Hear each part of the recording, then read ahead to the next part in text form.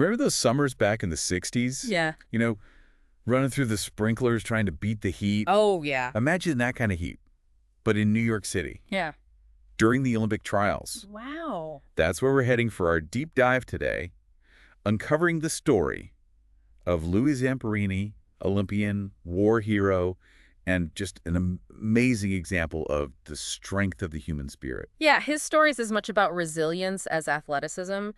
We're going to unpack his life from a pretty wild youth to record-breaking runner to his unbelievable experiences in World War II. All from a fascinating podcast that really dives deep into his journey. It does. So not a natural athlete, but a kid with tons of energy. Right. Sounds like his brother kind of recognized that early on. Yeah. And knew what to do with it. Yeah, he was a real handful, always getting into trouble. His older brother, Pete, figured, okay, let's use all this energy and do something good with it. Got him into running.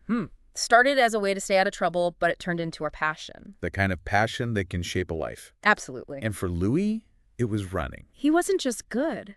Right. He was amazing. He just pushed himself to the limit and honed those skills, and, you know, that dedication led him straight to the Olympics. Which brings us to 1936. The Berlin Olympics. Those trials were intense. Oh, yeah. Especially with that awful heat wave in New York. It was brutal. Randall's Island Stadium was packed. You had spectators and athletes. Everybody was just baking under that summer sun. Imagine the pressure of the 5,000-meter race. Yeah. You need a top 3 finish to make it to the Olympic team. And Louis, he always held back at the start. He did. He wasn't a sprinter. His strategy was to save his energy, let the others get tired, then, you know, just come out with this burst of speed in the last few laps. I bet people watching were on the edge of their seats, seeing him behind like that. Oh, yeah. But in those final laps, he would surge forward and just pass everyone, one by one. In that last qualifying race, he was neck and neck with this other runner, Don Lash. That's the famous dead heat finish. They crossed at the exact same time. Amazing display of athleticism, even more dramatic, you know, in that incredible heat. It captured everyone's attention, got him his spot on the team. And now he's off to Berlin in Nazi Germany.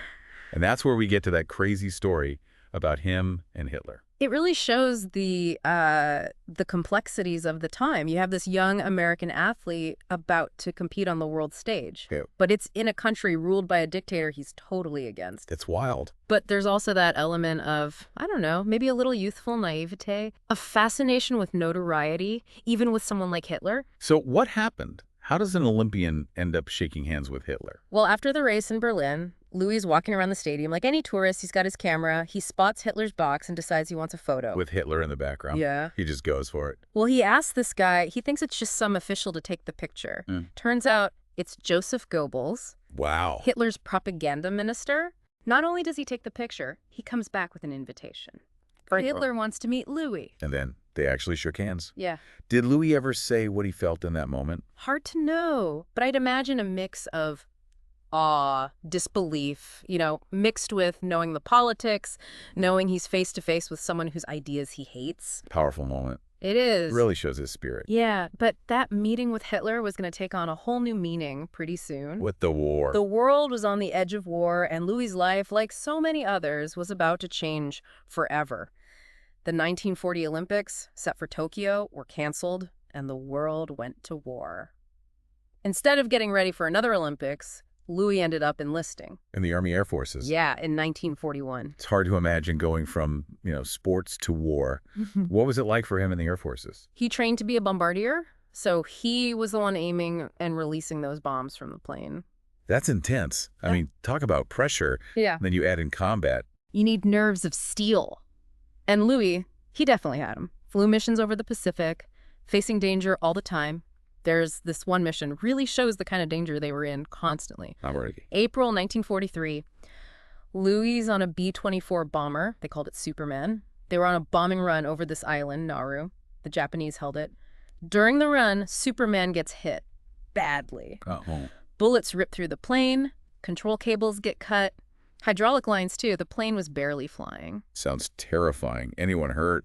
Some of the crew were wounded, but amazingly, they made it back to their base in Hawaii. Wow. The pilot somehow got that plane back down, but It was a rough landing. I bet everyone was relieved when they touched down. What happened to Superman? Too damaged to fly again. They got a new bomber. This one was called the Green Hornet. Okay. It had a reputation, though, being a bit of a jinx. Not good. This is where things really go south, right? May 27th, 1943.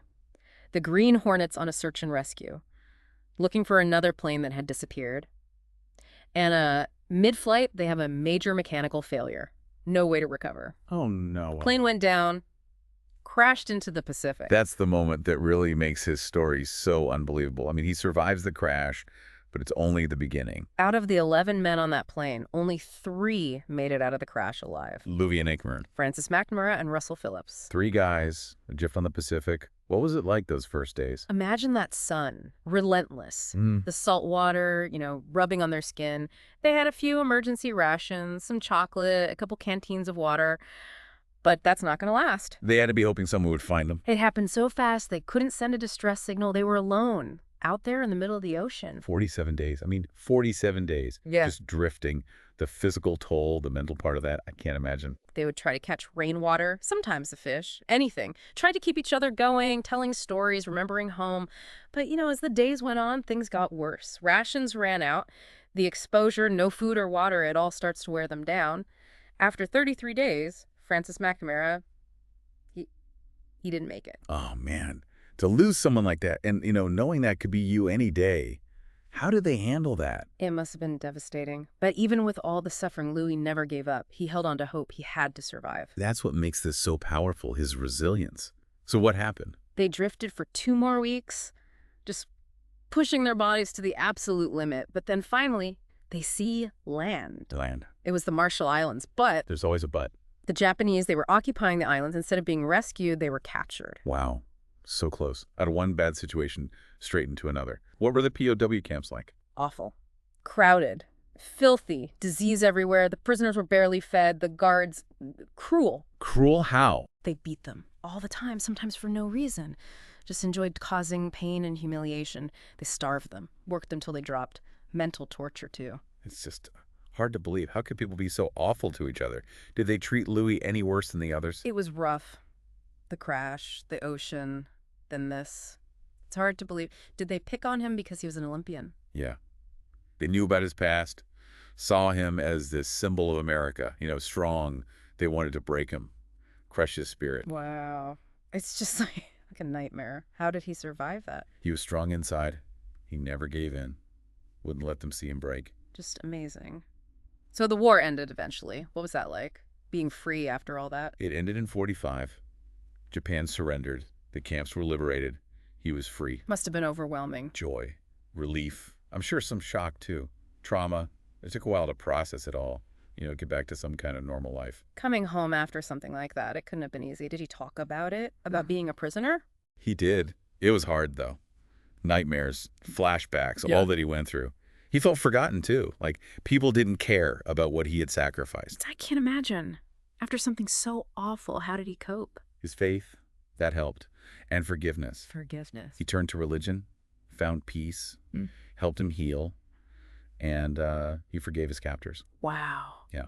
That's incredible after everything they did. It wasn't easy.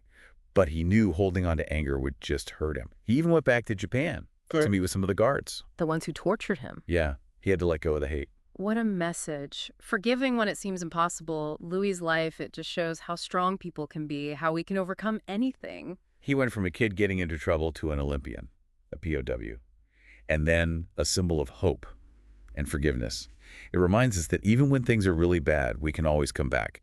We can heal. We can find that strength inside us. Powerful stuff. His story shows us we have a choice. How we react to tough times. Let it break us or make us stronger. Louis, he chose strength, forgiveness, hope. What can we learn from that? What does his story tell you about resilience? If you want to learn more about Louis Zamperini's incredible life, search History Daily Louis Zamperini. That's the podcast we talked about today. And if you're ready for more deep dives like this, be sure to subscribe to the show. We'll be back with another amazing story, ready to break it down and give you something to think about. Until then, keep exploring, keep learning, and keep diving deep.